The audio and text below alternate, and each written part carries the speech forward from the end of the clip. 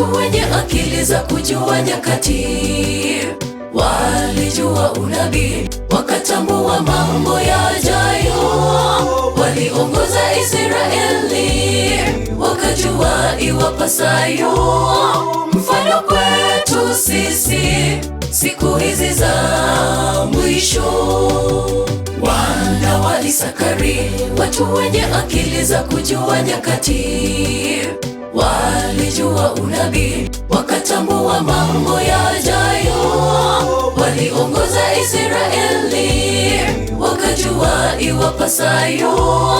Mfano kwetu sisi siku hizi za mwisho. Taratibu tutatembea kwenye ufalme wake Bwana. Ingieni enyi washindi, Yesu atatukaribisha.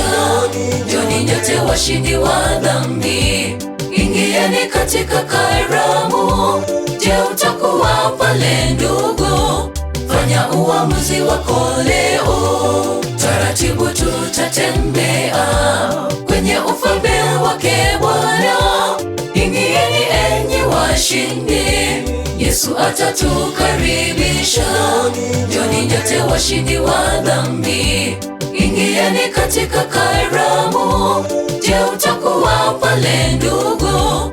Fanya uamuzi wako leo.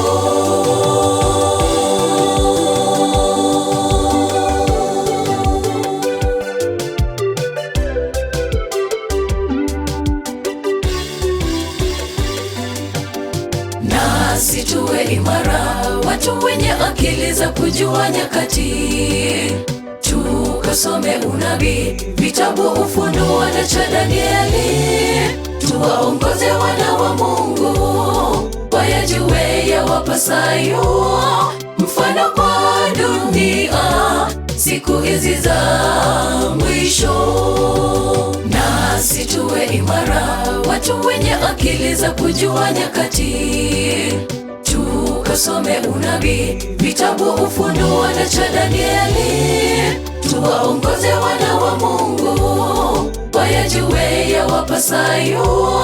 Mfano kwa dunia siku hizi za mwisho. Taratibu tutatembea kwenye ufalme wake Bwana.